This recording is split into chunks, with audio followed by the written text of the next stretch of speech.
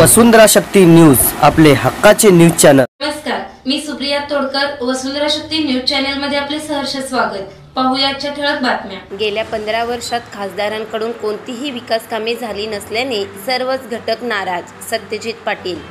गेल्या 15 वर्षात खासदारांचे अस्तित्वच जाणवले नाही, कोणतीही विकास कामे झाली नसल्याने सर्वच घटक नाराज आहेत।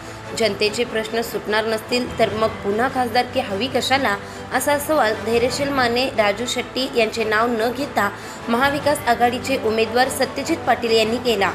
स्वार्थासाठी इतर पक्ष फोडणारे या भ्रष्ट सरकारला बदलण्यासाठी जोमाने महाविकास आघाडीचे विचार घरोघरी पोहोचवा, असे आवाहनही त्यांनी यावेळी केले। येथील अशोका हायस्कूलच्या प्रांगणात आयोजित कार्यकर्ता मेळाव्यात ते बोलत होते। अध्यक्षस्थानी माजी आमदार अशोकराव जांभळे होते।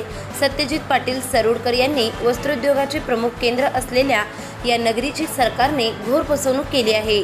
निवडणुकीच्या तोंडावर वीज दर सवलतींचा अध्यादेश काढला, पण त्यामध्ये जाचक अटी घातल्याने त्याचा प्रत्यक्ष लाभच मिळत नाही। असे फसवे सरकार काय कामाचे, जवळचे म्हणणाऱ्यांनी जनतेकडे पाठ फिरवल्याने त्याच जनतेने लांबचा असलो तरी मला जवळ केले आहे, याचा विचार विद्यमान खासदारांनी करणे गरजेचे आहे।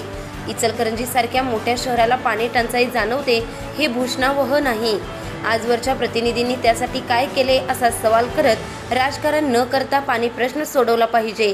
काम करता येत नसेल तर जनतेची फसवणूकही करू नका, असे टोलाही त्यांनी लगावला।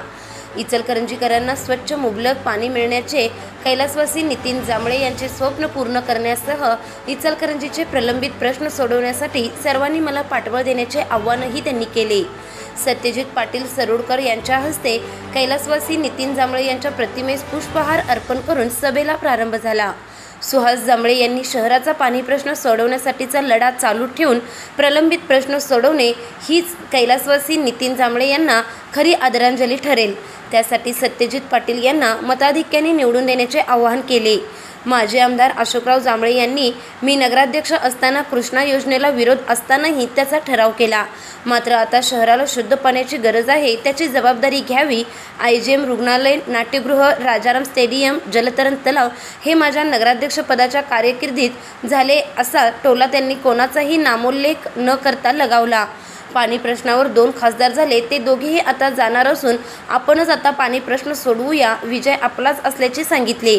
यावेळी मदन कारंडे, शशांक बावस्कर, बाळासाहेब जांभळे, महादेव गौड, नितीन कोकणे, शामराव कुलकर्णी, जयदीप जांभळे, रंजना बंडकर, डॉक्टर अरुणा माळी, अमर कोरोचीकर, राजू खोत, शिवाजी साळुंके, अमोल भाटले यांनी आजी माजी खासदारांवर नाराजी व्यक्त करत स्वार्थी खासदार नको तर जनतेचे प्रश्न सोडवणारा खासदार हवा, आत्मनिर्भर भारताचा नारा देत या सरकारने बेरोजगार भारत केला आहे।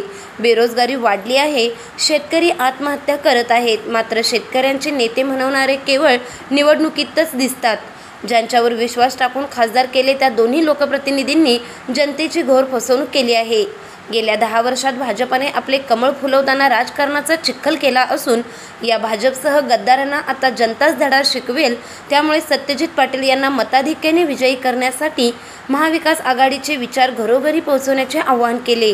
मेळाव्यात संजय कांबळे, सयाजी चव्हाण, कैश बागवान, प्रकाश मोरबाळे, प्रमोद पाटील, राहुल खंजिरे, उदयसिंग पाटील, राजू आलासे, रवींद्र कांबळे, सदा मलाबदे, संजय तेलनाडे, आनंदा उदाळे, अब्राहम आवळे, परवेश गैबान, प्रमोद खुडे, अभिजित रवंदे, लखन बेनाडे, जनार्दन गोडसे, शिवाजी पाटील, शिवाजी साळुंके, जावेद मोमीन, दशरथ माने, नासिर अफराद यांच्यासह महाविकास आघाडीचे पदाधिकारी, कार्यकर्ते व नागरिक मोठ्या संख्येने उपस्थित होते। शक्ती न्यूज YouTube चॅनेलला सबस्क्राइब करा आणि परिसरातील ताज्या घडामोडी सर्वात आधी बघण्यासाठी बेल आयकॉनला क्लिक करा।